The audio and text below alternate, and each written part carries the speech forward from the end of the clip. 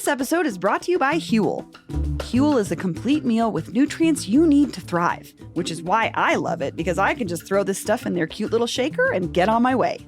I just tried Huel's Black Edition vanilla flavor and it was amazing. I like to mix mine with a banana and a little bit of chocolate.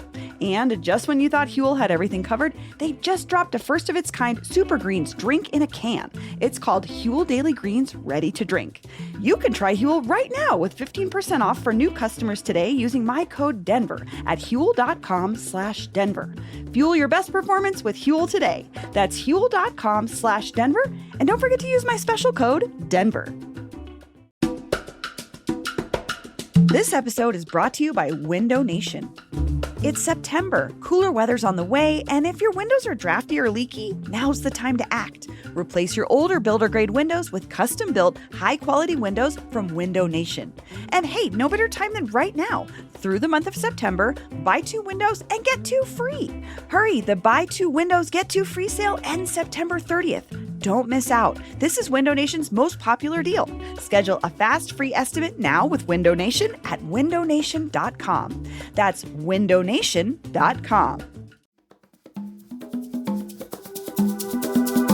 Today on CityCast Denver, shock and heartbreak. Another school shooting rocked the Front Range as the nation reeled from the killing of conservative activist Charlie Kirk in Utah. So we're talking about the hard reality and confusing politics of violence. Plus, the mayor claimed a much-needed victory with the announcement of a new Broncos stadium and all our wins and fails of the week. And just a heads up, there's some explicit language in this one. Watch out. Today's Friday, September 12th. I'm Paul Caroli, and here's what Denver's talking about.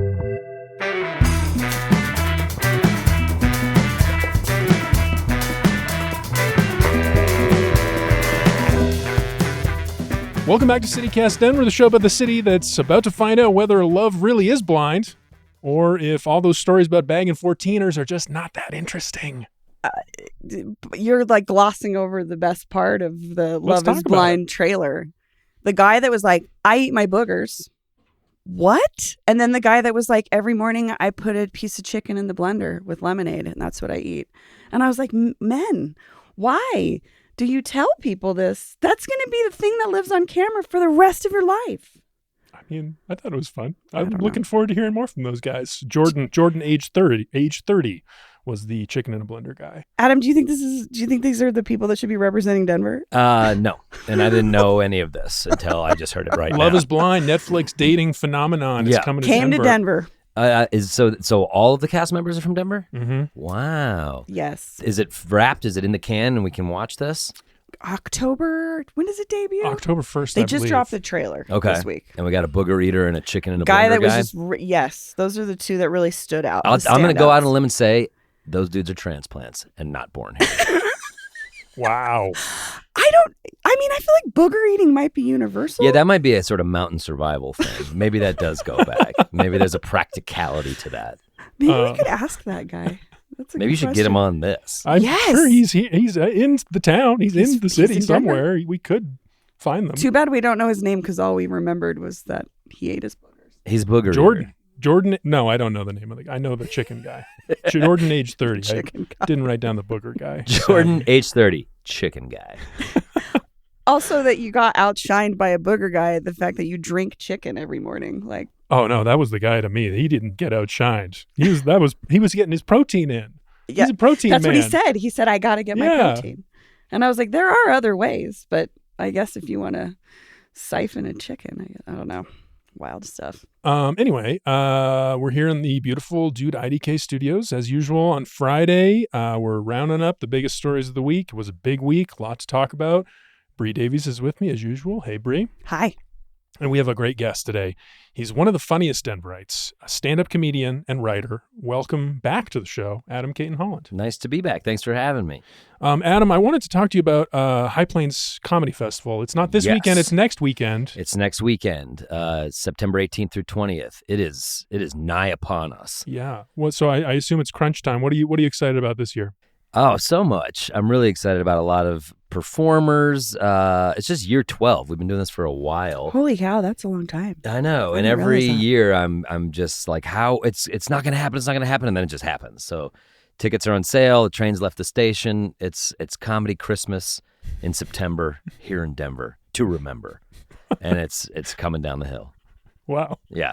So I got to go. Thanks, guys. Is it as messy as UMS? Do people get as fucked up? No, because you're not supposed to get that fucked up for comedy. Clearly at the late shows, people are hammered, but we do a very good job of policing them. No talking. It's not a dance, yell, scream environment. It's comedy. So, yes, people get hammered. Yes, people have a lot of fun, but it's not UMS sloppy. Okay. Yeah. The UMS thing is interesting, though, because it's not all on Broadway. I know the headliner, Kyle Kinane, it's at the Paramount. Yeah. But there is some Broadway stuff. And for sure. UMS just had its last ever festival because they couldn't make it work on Broadway. Yeah. So, well, I don't know. I mean, they've been going a lot longer, and I sort of modeled it after UMS because at the time that I started, I lived in Baker, and so I just wanted to selfishly have a comedy festival around the corner. So yeah, the main venues are High Dive, HQ, Skylark, but we do a big marquee show at the Paramount every year. Sometimes we'll do 2 of those, but it's still very much a walking Broadway, South Broadway festival. Yeah. And Broadway's treating the festival good? It works? No, I talked to Bob Aspie, who runs Skylark last year, and he gave me a very nice compliment, which I appreciated. He was like, there's nothing that's sort of mid-tier like this. He's like, everything is either just DIY, but like hanging on by a thread and kind of sloppy, or big and corporate and glossy and crappy. And he goes, this is that really kind of cool middle tier of well done, but still independent. And he said, Denver needs stuff like this. And I was really grateful for that compliment. I think Denver's really good at stuff like that when we acknowledge that we're good at stuff like that. I think so as well. When we're not shooting for the moon. Yes. This isn't the fanciest thing you've ever been to. But these aren't the biggest names you've ever got seen. It together. But it rules. It's And quality through and through. You do get some big names. We do get which very is big cool. names. But yeah, I do a lot of festivals around the country, and it's like, hey, get on the Red Bull stage and hold this. And this is not that. Yeah. So I appreciate that, and it was nice of him to say that. That's cool. Yeah. That is a nice compliment. Well, we got a little bit of business before we get to our top story. It's Red Bull, isn't it? Sorry. It is Red Bull. Oh, my God. Sponsored by Red Bull. We said yes when they asked. Yeah, we my wanted bad. it. Yeah, no, it's fine. I'm the worst guest. No, the business this time is just bumping it back up to the top of your minds. If you heard us talking about it last week, we're launching a creator community here with CityCast Denver. So if you're someone who loves talking about Denver, or maybe you're a social media creator who's building a Denver following, or maybe you're a neighbor and a fan of the show and you want to get involved, you want to take that relationship to the next level, we're interested. So get in touch, join the Denver creator community, the CityCast Denver creator community. Free perks like happy hours with us as well.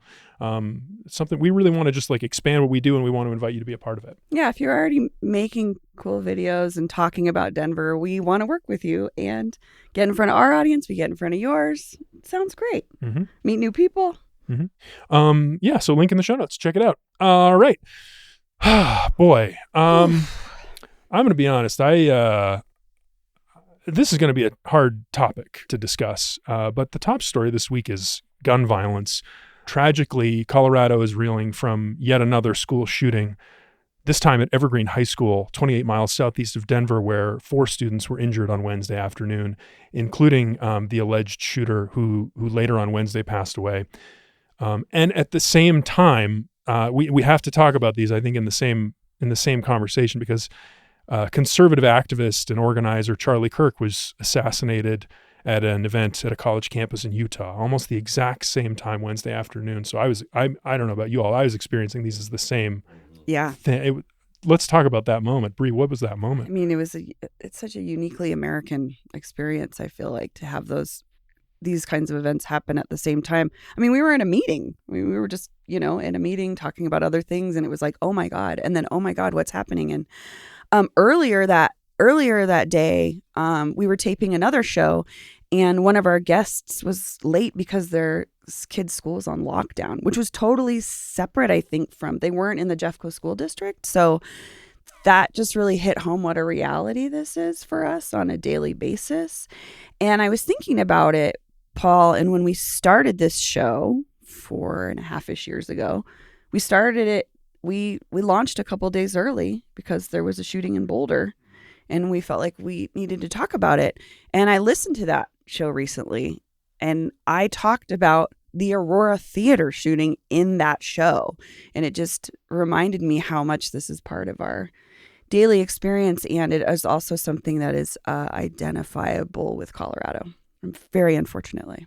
Yeah. I mean, sadly, Colorado does have a unique relationship with these mass shootings. I mean, Adam, you grew up here. Yeah, I did. Columbine. Yeah, we were talking a little bit about this yesterday. Columbine occurred when I was a freshman in college. Same. So I remember someone on my hall, I went to college in Connecticut, and somebody on my hall was like, hey, there's something going on at a school in Colorado. And I was like, what? And I turned on CNN and just watched it all unfold, appalled and horrified.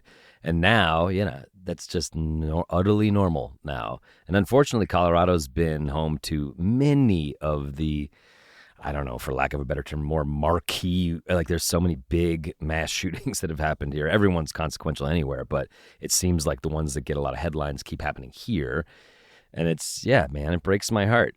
My wife and I, we have a 6-year-old who's in DPS for the first time, is a first grader now.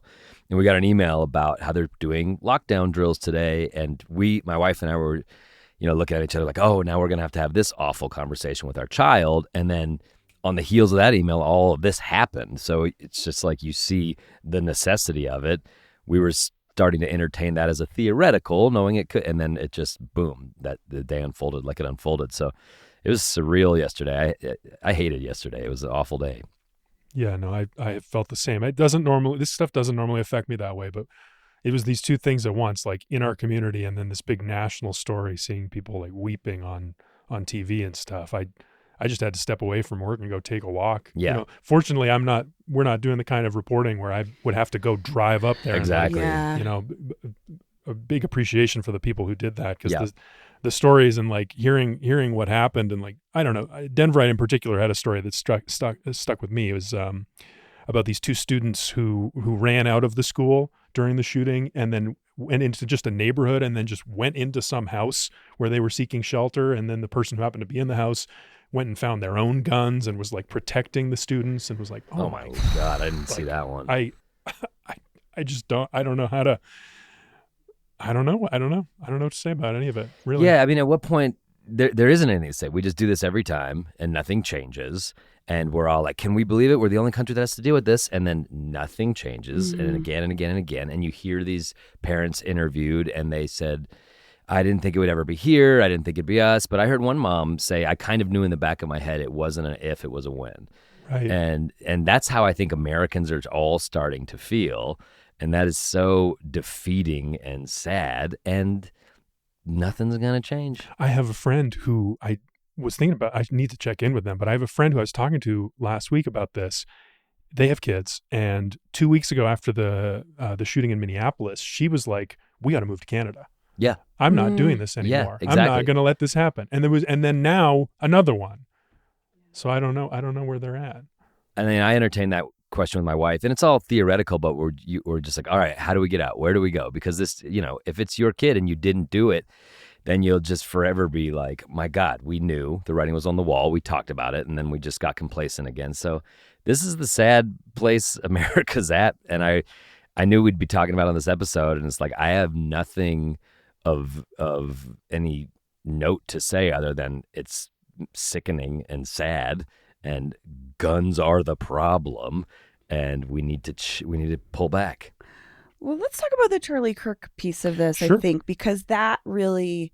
So I listened to the Daily today that kind of gives a timeline of who Charlie Kirk was, and I have to be honest with you, I wasn't super familiar with him, which made me realize what a generational demarcation this is, because he was speaking so much to young people. But something he was speaking about often was that school shootings were just part and parcel of everyday life if we're going to be able to have guns. And I don't think it's irony. I don't think it's a comeuppance. I think it's an unfortunate reality that is what he experienced in the world. While I had not heard this gentleman speak that much in what he was saying, and now I'm fully understanding what he was speaking. And what's crazy to me though is he's speaking to this generation that's only known lockdowns. Mm-hmm. Like you were saying, Adam, you and I graduated like the year before Columbine. We never had we had tornado drills, right? Exactly. Like that was the extent of it. And those were scary enough. Totally. And this is an entire generation that has known nothing but this. And I don't know, Charlie Kirk's part of that conversation is hard to deal with in this moment, I think. I think a lot of what I was seeing on social media was sort of like kind of grossly, well, you got what you asked for, dude. Yeah. And, he is a sort of guns right, anti-transgender provocateur that has had a massive following. So I think a lot of people were like, yeah, you can't say, well, we're going to have a few shootings if we want the guns, and then you get shot. There is an irony to that. I'm not saying but I do think there was a celebration aspect of it by a lot of people that was gross. And I think that is how we've become so just desensitized to it, that we're just like, whatever, still someone got assassinated on college campus. And whether you like that guy or not, like a lot of people witnessed that and are horribly traumatized, and it shouldn't be happening. And then, on the same timeline, another one happens at a high school, and those kids weren't being provocateurs online. So my thoughts immediately went to those kids versus this guy. But all of it's sad, and all of it's American and gross. Yeah, I think that was the thing that caught my eye the other day, was how the Charlie Kirk story is being processed nationally, and the Colorado piece is getting pulled into that. Like, obviously we have a different perspective because we're here. Mm-hmm. We're seeing the Evergreen headlines. That's its own thing. Mm-hmm. But I was seeing things like, I was seeing comment threads on the Charlie Kirk assassination, and people were being like, I assume these are liberals, people saying things like, I'm actually thinking about the kids in Colorado today. Right. I'm actually worried about the kids, not this guy. It's odd to make us have to compare our grief and which one means more to us and which one are we more upset about. We shouldn't have to justify how we feel to the two gun shootings. We have to compare side by side. So I think however you react to it is however you're going to react to it. But it does feel a little performative to be like, this one more than the other one. It all just made me kind of turn off the radio and take a walk. Yeah, I mean that's where I was too. As I shared, I think the social media is a problem. Your colleague, fellow comedian in the Grawlix, Ben Roy. Oh, not colleague of mine. But I thought his post on Facebook about this was just it was great. I mean, we'll share a link in the show notes. What did he say? Really poignant. But he was talking about social media unfollowed itself. him and blocked him. As you should. But he was talking about social media, and he was just like, you got to recognize that what you're looking at on social media is part of the problem. That these algorithms, and we all know this, but like he said it in a very thoughtful way, but it's like these algorithms are showing you, they're tracking your eye movements, they're tracking what you pay attention to, they're giving you more of what you care about, they're creating outrage, they're facilitating your outrage and making it worse. And that makes it harder to engage with people who disagree with you. He's dead on point. Yeah. I had a similar sense. The only thing I put out there is like, if there's one thing for certain, social media will fix this. I mean, that was the other scary part about this. How many of us accidentally watched Charlie Kirk being shot? There was no content warning. Like I accidentally watched it, and in general, I don't try not to look at that stuff because it does deeply affect me. But it was like, this is now how social, you can't even get away. You could just turn off the TV, which is, or you could choose to click or something, but now it just sort of pours into your feed and you witness something horrific. My colleague Ben Roy sent me the video. I've learned I don't click on links he sends me anymore. But so it just showed up. That's how I learned, is Ben sent me the video, and he was just like, did you see this? This is crazy. But yeah, at my kid's school, we talked to my son yesterday, and we said, we didn't pull it out of him, but we tried to naturally bring up, so anything interesting happened today? And he started telling us about the lockdown drill. And he told me, and he's a first grader, so that's the youngest at the school, that they told him if there's a fight and the fight spills into the classroom or the school, this is how we deal with the situation. And that made me, I thought, A, that's good to explain it that way to young kids, but also B, that's so emblematic of how America can't even talk about the actual problem. That our public school system's way of explaining it away is that if there's some big fight that comes into the school, that's not what this is about at all. It's about if a man with a gun comes into your school, this is what we do. And it just made me sort of it just felt really indicative of how we can't even go head on at that. And it shouldn't be the DPS's or the teachers' responsibility to hide that from the kids, but they do for the sake of maintaining their innocence for another year or two before they figure it out on their own. And it just broke my heart. Which I have to say, this reminds me, I read something Ezra Klein wrote in the New York Times, and I think he's right. You got to give Charlie Kirk some credit. I mean, this is one of the things that he did really well was he went to these college campuses and he had conversations with people he disagreed with. I mean, he was doing it in a very provocative, antagonistic way. Yeah, it was wasn't the antagonizing. The clips that I saw, I had trouble seeing how they were debates when he would just like not answer someone's question. Well, I think he's there, you know? How many of us are not showing up, are just saying, I don't want to platform Nazis. I don't want to engage with people who disagree with me at all. You know? True, but that's a slippery slope where suddenly you got Alex Jones sitting opposite Joe Rogan and he's like, hey, I'll talk to anybody. And it's like, yeah, but you're also platforming this maniac who inflicts so much pain and grief and not pushing back. You're just sort of there because you know you get the clicks off of it. So I don't know enough about this Charlie Kirk guy, but he strikes me as a sensational, like, I'll debate anybody, but I'll put out the 5 seconds of my gotcha moment with this libtard and I'll look good. Yeah, I mean, there's definitely a way to do it. And like I said, I don't know if I love the way he did it, but I do, I'm with him on that. You know, I think that's something that we actually do really well on this show is we talk to people from a lot of different perspectives and we try to have hard conversations. We really do try to, understand where people are coming from. And there's so much value in that. And I don't think anyone can accuse this podcast of being sensational in that way. But I think there's a lot of people who go for, oh, really? Oh, my God, yes. Yeah. Well, I'm sorry I wrote that Yelp review. But I think the Charlie Kirks of the world are a brand and are trafficking in hateful algorithms. And they're stoking them and they're benefiting from them. And that's why it's speaking to this generation of young people because they've been raised on this and this is the language they speak. But I don't know, man. It's not something I traffic in. Brittany, final thoughts? Any of this? I mean, the other thing about this is Charlie Kirk was speaking to young people and the GOP embraced that he spoke to young people. And if I think we've seen anything from Democrats in the last few years is they were ignoring young people. And there's a reason that he was, not just the algorithm, that he was attracting attention. I feel like he was brought alongside the president. I mean, he was given a lot of validity. And I see why he was so big. It was beyond just, he wasn't just a YouTube commentator. He was conferring with the president. This was a big deal. And that was bringing a lot of young people into it. And I don't know if I've seen the same thing on the other side. I don't think that's a good thing or a bad thing. I'm just saying like young people were maybe seeing more involvement on that side of the political spectrum because someone was speaking to them and being validated by the party. That's dead on. And I think it's a documented phenomenon of like young white dudes kind of being told by the Democratic Party, like, hey, we don't have anything for you. And they're like, well, we're angry and outraged and we'll go somewhere anyone's offering. And then the right sort of pulling that in. That's the story of how Trump won the election.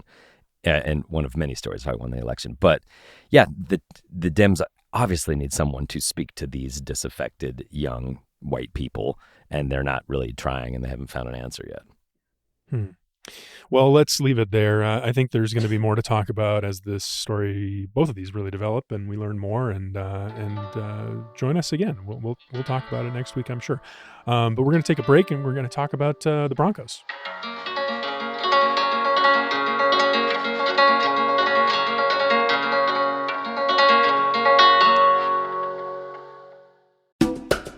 This episode is brought to you by the Children's Hospital Colorado Foundation. Children's Hospital Colorado is there for families for everything from healing broken bones to treating pediatric cancer. And did you know it's also a nonprofit? Ranked a top 10 children's hospital in the country and the #1 children's hospital in the region, Children's Colorado depends on community support to serve over 296,000 kids every year.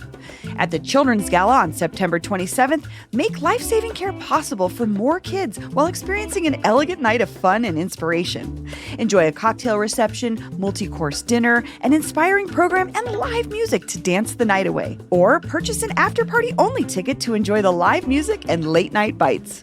Attend the Children's Gala and give families the gift of hope. Get your tickets today at givechildrensco.org/children's gala. That's givechildrensco.org/children's gala.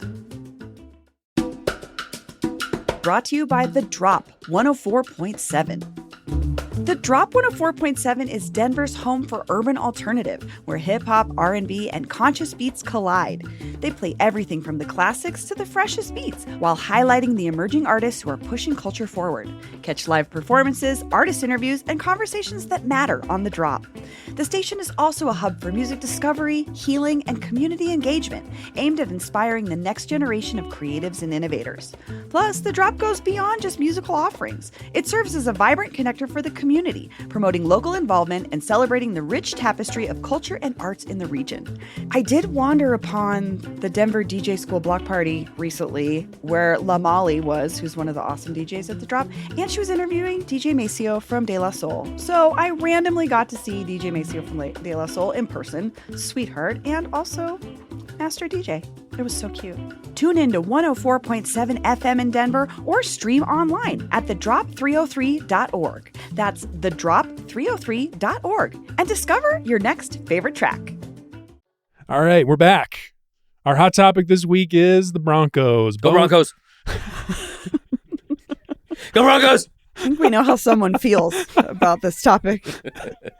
Well, the Bo Nix and the boys are back in action at Mile High for another season, but the stadium's days are officially numbered, is the news this week. The Walton Penner ownership group, as well as Mayor Mike Johnston and Governor Jared Polis, announced after months of speculation and rumors of the secret is out. Honestly, we all kind of knew this, right? The historic Burnham Yard is the, quote, preferred site for a world-class retractable roof stadium anchoring a dynamic mixed-use district. Oof. Wow. Can't miss. Nothing will go wrong with this. Everyone will be happy. Everyone will be satisfied. A lot of people were happy. I saw people were psyched about this. Oh, for sure. People are psyched. But I think they're presenting it as like, this is going to be so community oriented and everyone's going to benefit from this. And meanwhile, La Alma neighborhood's like, we know what's about to happen. I know. I was we're not stupid. We're not dumb. We saw what happened to Auraria, everyone. Right. Come on. All I know is that Walton Penner ownership group has Condoleezza Rice in it, and if someone's great at nation building, it's old Condoleezza Rice. So just look at her track record, La Alma neighborhood, and I think you'll find it's impeccable. You should feel good about that. She knows how to come into a new place and make it better. That's for sure. I was watching the game last week, and then they showed the box with the owners, and seeing her it was a surprise. It was like, I knew she was in the group, but I had forgotten. It was like, I always forget. Then they cut to her, and I'm like, oh God, war criminal in the box. Got it. Go Broncos. Love the team. Yeah, so there's a lot to talk about with this. I don't know. I guess privately owned, or no, privately funded construction is key. Yes. There's a lot to parse in this statement, but privately fund this investment, I think, is key. The line that I think is worth talking about is, in the spirit of true civic partnership, the Walton Penner Family Ownership Group will privately fund this investment and work with the community, city, and state to reconnect historic neighborhoods with no new taxes. These shared public improvements will ensure benefits extend far beyond game days with better accessibility, connectivity, and multimodal transit options. What are we seeing between the lines here? Because I'm seeing a lot. Bree, what do you think? I mean, first, I just want to say I love the dance that everybody's been doing for months. Like, is it going to happen? They tore down the buildings. Like, oops, whoops, we tore down some technically maybe historic buildings, but it's under some other jurisdiction with the state. So, but we're not sure yet. We're not sure if it's going to be over here. And I was like, who are you fooling? And then I love that we all just like grab onto this narrative and be like, you're right. They're finally announcing it. Like, we knew. It just makes me feel so, it feels disenfranchising to be talked to like that. Like, surprise, guys. It's still not done. They're throwing around the language of preferred, and there's some massive cement company that has to agree. There's some $1 billion cement company there that's not on board yet. Interesting. And they were talking about it on sports radio yesterday. There's a massive, I'm telling you, $1 billion cement company in this area that has not been bought up, that is not, and they're in the neighborhood. in Burnham Yards, or is it Barnum or Burnham? It's Burnham. I live in Barnum, which is farther west. Okay. Yeah. Burnham Yards, and again, this is not.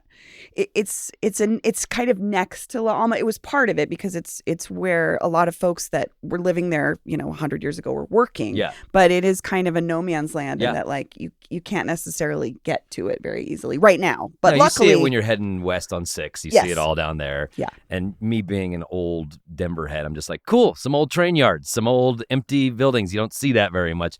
That's not a popular stance around here. But I love being like, look at these cool bones of old Denver. I like seeing it. But those will be gone. Love a graveyard. Well, I don't know if they're going to be gone because the statement also does talk about like how historic it is and preserving the history. And I speculated when the reports started coming out a few weeks ago on the show that, if the Broncos really wanted to like Denverify this stadium, like make it an adaptive reuse project. That would be amazing. Make it a rail themed stadium. That'd be cool. It would be really cool, but because who has impeccable taste? Walmart. They do. They're known for quality. They're known for aesthetics. I mean, you ever been in a Walmart? And they're known for respecting mom and pops. Yes, absolutely. So if anybody could come in communities to this whole neighborhood and treat the community with the history it deserves, it's Walmart. And Condoleezza Rice. I checked in with historic Denver John Deffenbaugh. He told me that the Broncos have not reached out to him about any of this historic preservation possibility, anything. But he says that they're going to be pushing for the retention of the historic locomotive shop. That's going to be their priority. Yeah, it'd be a good Buffalo Wild Wings. Oh, hell yeah. Get some big screens in there. Oh, B-Dub-Dub's Depot. You put a train hat on your kids when you go in. It'd be great. We'll be doing that. Yeah, you and I will be doing that with our children in 10 years. I'm glad it's in Denver. I don't want it to leave Denver. That's what my heart says. The Denver Broncos need to be in Denver. My brain says that's going to be such a cluster. And I know that there's public transportation, and I know that they're painting it as like it's going to be flawless. But like, come on, driving around Denver is so hard currently. And now you're going to have 100,000-person stadium. Oh, I don't know. So I mean, my brain is worried about the traffic of it all. There will undoubtedly be traffic. The light rail station is there. It's right there. That's nice. 10th and Osage. That's good. There's that. Man, the Buckhorn Exchange is about to get rocked. Oh, yeah. That place is, good for them. That's going to be the spot to go to 100% before a game. But yeah, it's going to change. It's going to change a lot. If I were them, I'd be thinking about buying up the adjacent properties and expanding. Oh, yeah. That could be. Blow it up. Absolutely. Back to the timing of this announcement. The announcement really is like, what is it? We were looking at Lone Tree. We were looking at Lone Tree. We don't want to go to Lone Tree. We want to go here. That's what the announcement was. So we kind of already knew all that since they had been buying up land. I checked in with Dr. Jeff Profiter, one of my new favorite sources, local expert on stadium financing. His quote to me was, "Wake me up when there's some actual action."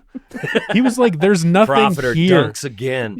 I love this guy. He's like, "This is all about politics." This kind of announcement happens regularly. Apparently in Chicago, they've actually done 2 press conferences, one at the beginning of each of the last 2 seasons, saying this site is our preferred site for our next stadium. And it hasn't happened. And it hasn't been. There's no action yet there.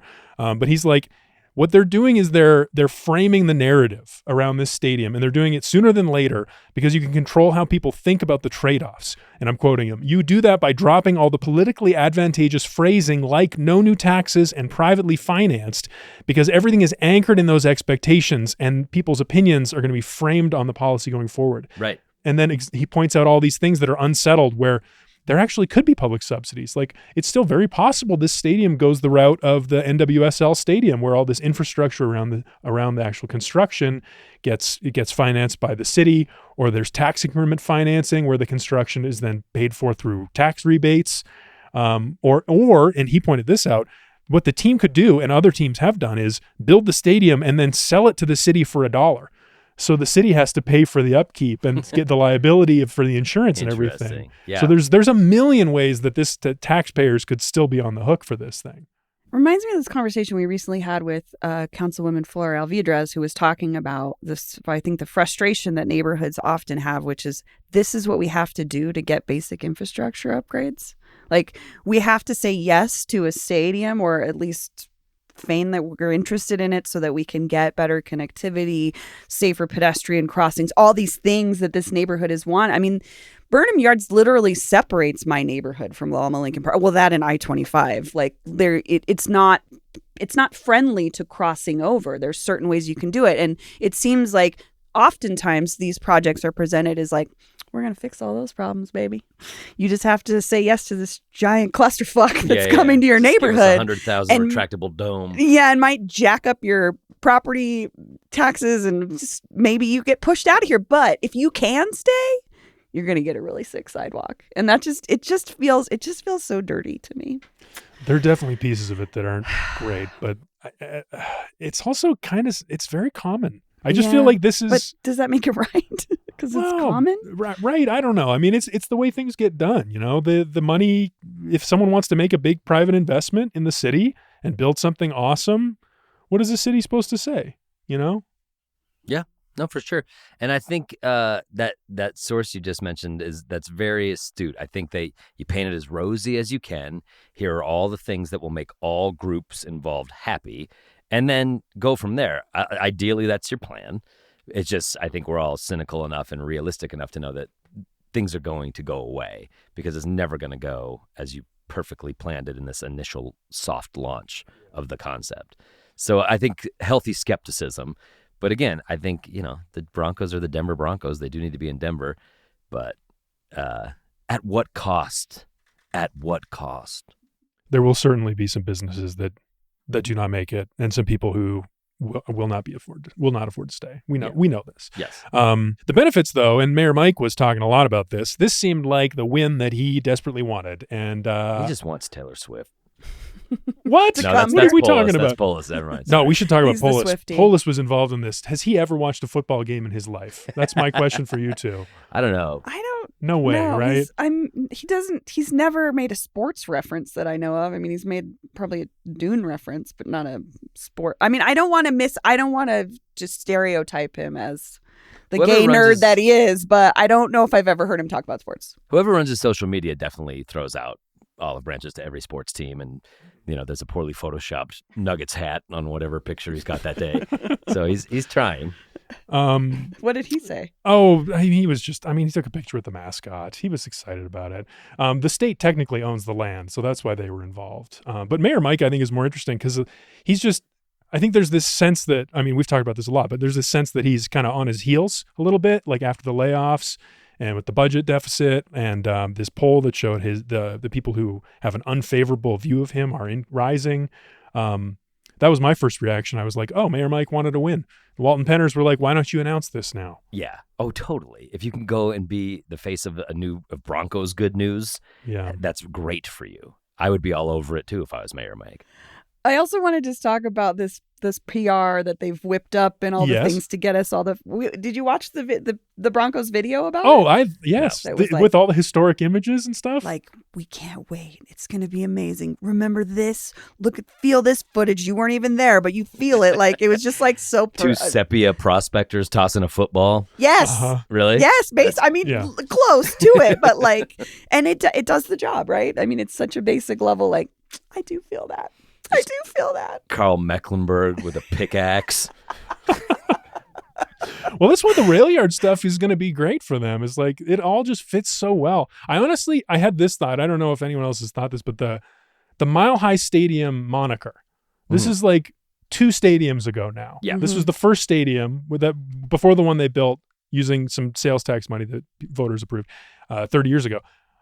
Now they call the current one Mile High Stadium. Power Field at Mile High. So they've sponsored they sold the naming rights to the field, but it's still called Mile High. You still call it Mile High. So if they build this third one, it should still be called Mile High. You think? I was gonna. Are we? We could call it something else. Are you kidding me? That feels like an easy win, though. If you want to convince Broncos fans this is the best idea, is be like, and guess what? We'll still call it Mile High. That's how Hickenlooper kind of had his first political win when he was doing WinCoop. They were rebranding it Invesco Field and losing the Mile High, and people were losing their minds because that's our identity. And he started printing up T-shirts out of WinCoop saying like, "Keep it Mile High Stadium," blah blah blah, blah, and got a lot of political goodwill off of that move. It was his first sort of dipping his toe into politics. It was a stunt, and it was very successful for him. Yeah. Well, So I good for him. guarantee that momentum will go to this one. It'll be Mile High at Barnum Yards, presented by Halliburton or whatever Condoleezza ropes in there. I wonder. I feel like maybe it's just me. I'm ready to say goodbye to that. I think Are it's you? okay. Yeah, I think it's Yeah. fine. We could have something new. We could call it the rail yard. No. I don't know about you. If I dude. care about anything, it's just that. Just keep it Mile High, I guess. If we don't really get a choice. Last time I checked, those sunsets were orange and blue. I'm That's talking right. to you, Mile High Nation. That's this right. stays Mile High. If God wasn't a forever and Broncos always. fan. Wake up, orange and blue football warriors. It's a beautiful orange and blue Sunday here at 5280. We Yep. do things different at altitude. Yeah, I don't know if you know this, but we're 5,280 feet high. I don't know if any sports team ever lets you forget that. The Nuggets do it every game. Yeah. They do that like, cuckoo, cuckoo, cuckoo. They're like, you're now playing basketball and you're all can't breathe except we can. It Like, shows a guy at Everest's like heart exploding. It's just like, this is there's a reason a little Olympic athletes hyperbolic. train here. Like, are you kidding me, Paul? That's like our city's identity. Yeah. Well, maybe you're right. Well, let us know what you think. Listeners, let us know. The Broncos Run This Town hotline is open at 720-500-5418. Again, you can text or leave us a voicemail anytime at 720-500-5418. I'd love to make a request too for any listeners to send us pictures of their Broncos tattoos. oh, that's a Oh, great okay. request. I feel like that is such a that to me is so you are really a Broncos fan if you have Yeah. a Broncos tattoo. I do actually. This reminded me. There was one other piece in in Mayor Mike's video about the stadium. He was wearing a new belt buckle, and which is something I pay attention to now. Yeah, And yeah. he was Good optics. he had a belt buckle that was it was an orange background oval, and it was that white horse that was like from the 70s that Yeah. kind of has that knobby knees. Yep. That very. What do we think about that logo for the Broncos and that choice? The kind of like cartoonish donkey looking one. Yeah. Yeah. I mean anything retro works. exactly. It's classic. Yeah. And I like the silliness of it. It's very silly. Yeah. Okay. All right. I want to say Well, one more thing.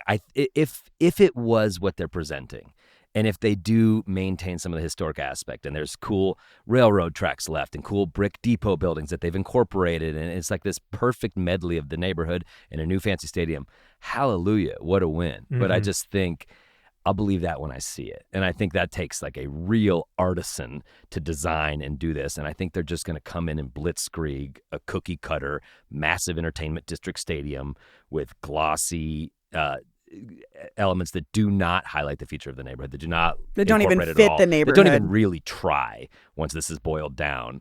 And I think that's just performative that they're saying all that.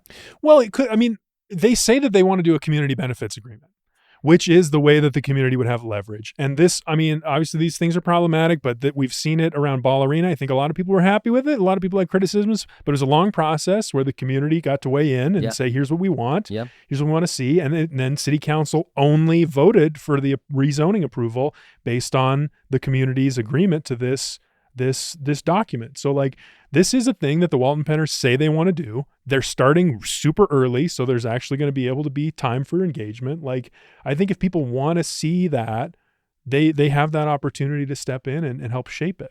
And I will say, I think there's a good chance that that could have some teeth because Councilwoman Jamie Torres also worked on that Ball Arena benefits agreement, and she really made sure that those things that it didn't get to council until everything felt like what the community actually wanted. So I do want to give credit where credit's due because I mean, she's my council person, but I do watch her work on these things she shows up. She really shows up. And I think that's my tiny hope for the neighborhood is that community benefits agreement will have some teeth and actually mean something and reflect what the people that live there. Honestly, I bet you, I don't think I could think of another neighborhood other than maybe the north side where you will find the most hardcore Bronco fans than Lama Lincoln Park. Those are old school OG Denver Broncos fans.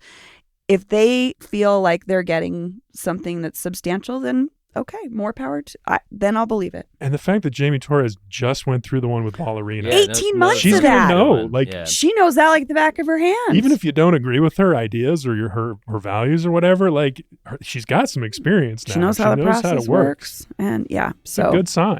I'm fingers crossed for the neighborhood for that. Fingers crossed, go Absolutely. Broncos. That's right. That's Okay. right. All right, one more break, and then we're going to come back for wins and fails of the week.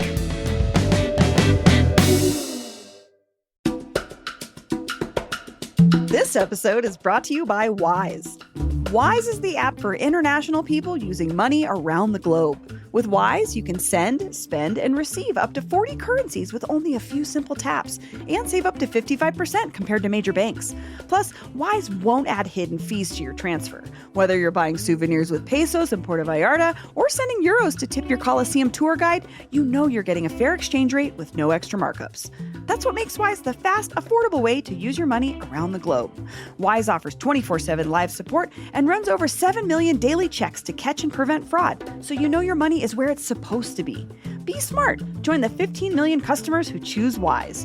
Download the Wise app today or visit wise.com. Learn more by visiting wise.com/US/compare. T's and C's apply. It's time to go over to our CityCast Denver neighbor and sponsor of this week's episode, Elizabeth Martinez with Compass Real Estate, for our weekly segment, Navigating Denver Real Estate, to answer all of your Denver housing market questions. This week's question is, when does it make sense to build an ADU in your backyard or on your property to help generate additional income?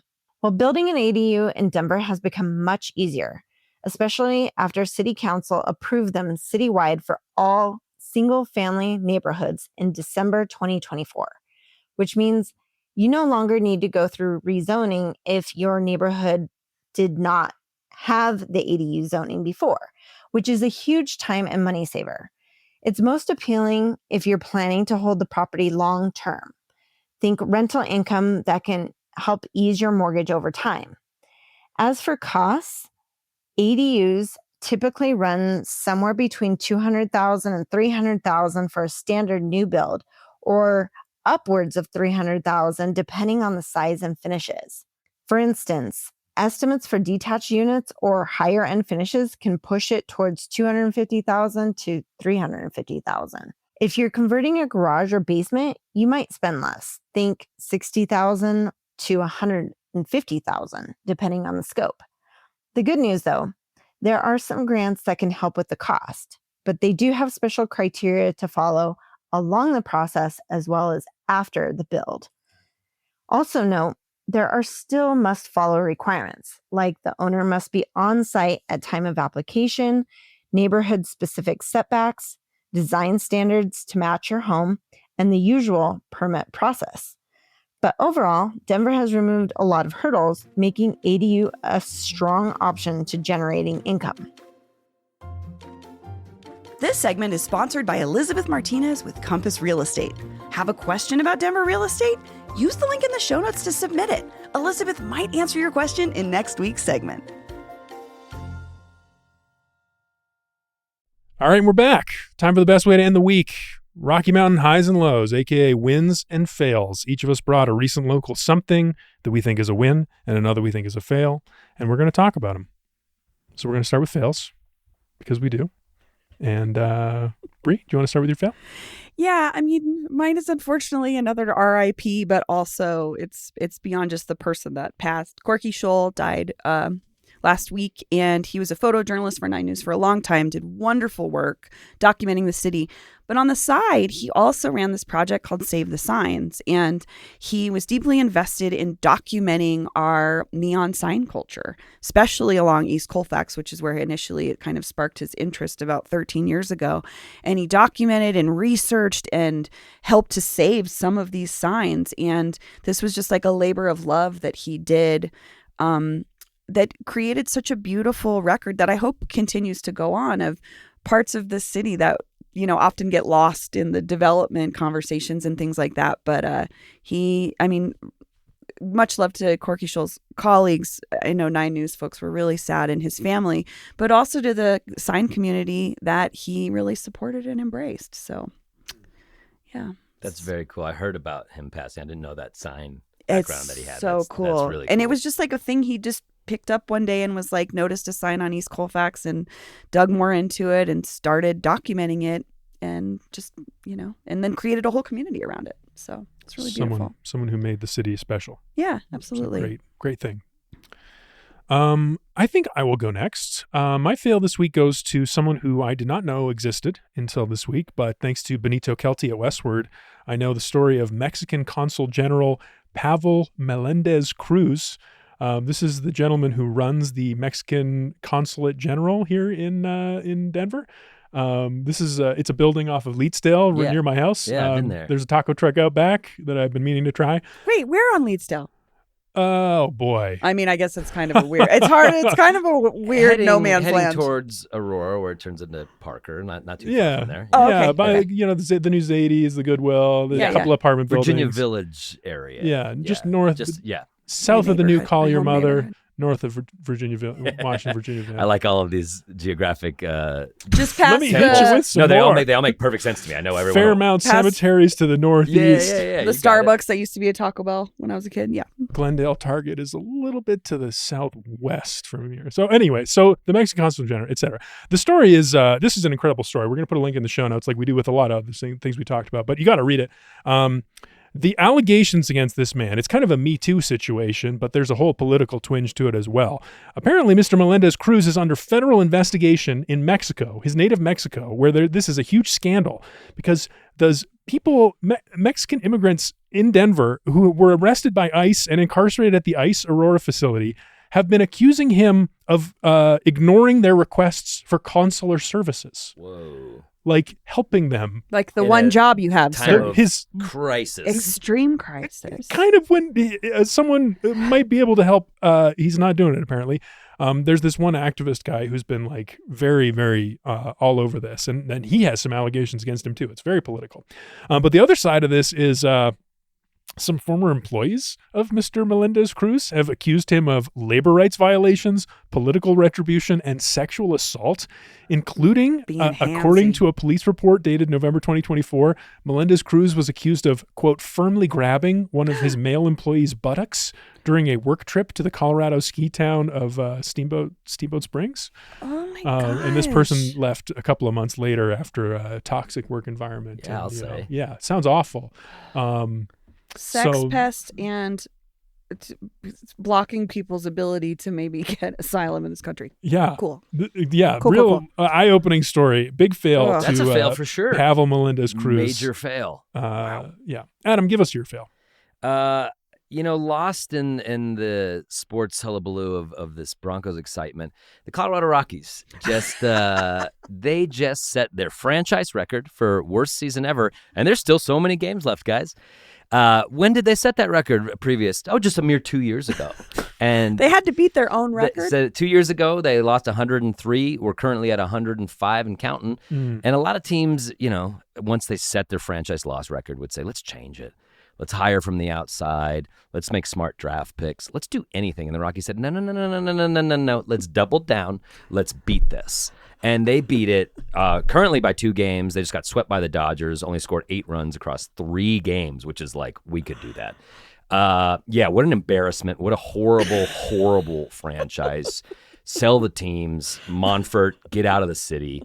Look at real franchises like the Broncos and the Avalanche and the Nuggets and step up and be a member of this great sports town, because you just fail after fail after fail. And if you're going to the Rockies games, what are you doing? Boycott them.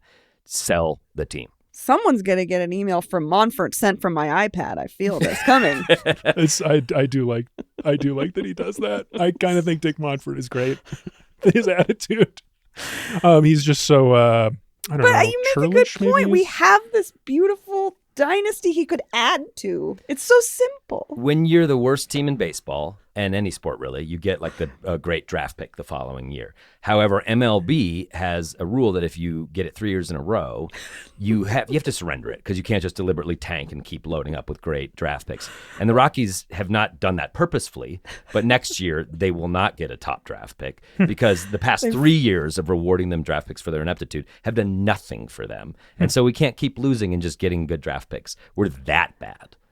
Oh my gosh. Fail. People Fail. have been ever since you wrote your call for the boycott a few weeks ago. People have been talking to us about it. Good. I think you got people talking in a real way for sure. Well, people keep going to the stadium, so it's not talk, it's action. Attendance Stop going. is going down. I do know that. There's I do a know chart that shows that it's not as strong as it was for sure. It's declining. I would still like to drink. Denver, I'd still like to drink. So, we'll go get drunk at the stadium. Well, we'll do regardless that, of whatever's happening all in the the stadium. other people who are from St. Louis, Chicago, LA, whatever, will pack out that stadium whenever their team comes through, and they'll have 40, 50,000 people down there, and they're like, "We're fine, we're fine." Sitting in that sea of those people, just head down, like boycott the team. Stop giving them your money. Sell the team. Boycott. Don't go. All right, let's move on to wins of the week. Rocky Mountain Highs. I think I will start. One, I just wanted to recognize again that this was a win for the mayor, this whole Broncos thing. I think a lot of people were saying the things he was hoping to hear. You got a lot of nice attention, so I wanted to acknowledge that. But a personal win for my friend, my very first friend I made in Denver 11 years ago now, Jem Zornow. He's always made music for fun, and he has made an album, and he's releasing an album, and he has booked himself a night at the Bug, and he wants people to come. He's going to play the album, and I've heard some of the songs. They're out on Spotify. We'll link to them. They're great. I was just like, sometimes your friend does an art project and you're like, okay, that's nice. Yeah. You're like, I hope this is Hope good. this doesn't suck. Yeah. And I put on some of the songs. I was like, oh, damn, I get what he's going for here. This is great. He's got a nice voice. Also, he's got a real sense of what he's going for. I loved it. Making an album is no small feat. Most of us don't do it in our lifetime. So if you get it, you actually get it done. And that's amazing. Good for him. And I'll put a link to the Westward article about him, but it's a very personal record, and you can read about it if you want. But I'm going to be at the show on Saturday night. I would love to see anyone there if anyone wanted to say hi. Bug Theater is a treasure. It is a make good a night spot. of it. Good choice by your friend. Beautiful space. Adam, you want to give us your win? Yeah, I will. I'm very excited about this, and maybe you guys talked about this on the pod, and I apologize if you do or if you did. But there's been a rare wood stork, a bird called a wood stork, has been in Colorado for the past 3 weeks. It hasn't been seen in Colorado in 91 years. If you want to see a wood stork in North America, you got to go to Florida, you got to go to Mexico. One appeared over City Park 3 weeks ago and then settled in the lake in Broomfield, and it's there. And so my wife and I went out and saw it the other day, and I'd been trying to get to it, but I just couldn't. And it was happily just fishing on the east side of the lake, and then some nearby pelicans started flying around, and it just joined them. It kind of looks like a pelican. I mean, this thing's wingspan's 5 feet. It's got a huge stork beak. It's a 4-foot tall bird. It's incredible, and it hasn't been seen in Colorado in 91 years. It's here. Birders get out there, and what's interesting is there's been one in Wisconsin spotted this year as well. So oftentimes birds, for whatever reason, climate change, whatever, will change their migration patterns, will brave new lands. So is this a juvenile who's lost and somehow astray in Colorado? Is this a pioneer like the one in Wisconsin and they're forging new grounds? It's exciting bird stuff. If you're at all interested in birding, it's cool. And it's not some little finch. It's like, this one's got a brown patch on its head that's different from this one. No, it's a big honking wood stork that's very cool to look at. Help us find it. If I want to see it, what do I do? Oh, yeah. There's the name of a pond. It's so weird. It's Alex and something. Can we put it in the show notes? Yes. Can I get the name for it? It's like Alex and Sam's Pond or something like that out in Broomfield. It's a very quaint name. Cute. But it's right out there off of 120th and Huron or something like that. Lovely. The wood stork. The wood stork. Bree. Big win. Bree, your win. Well, kind of to bounce off what you were saying about High Plains and our festival ecosystem, Sarah Fest is happening this weekend. It's the second year for it. This is put on by Becky from this great band called Bell Haas, but it's an all local festival happening at Manos Sagrados in Aurora, which is a locally owned, women-owned venue. And during the day, they're doing yoga and they're having workshops on sound and all kinds of things. But then at night, it's a festival. Soy Celeste, Machete Mouth, a bunch of great artists are playing. And if you want to support local music and support a fledgling festival to allow it to grow, show up. I'm just super excited. I'm volunteering there, so I'll be down there. Come say hi. That's cool. And I have such a soft spot for festivals at their beginnings and seeing where they can go. And Denver is really supportive of these types of things, and I hope that we can help Sarah Fest grow. So I'm stoked. Do you know what they're going to have you doing?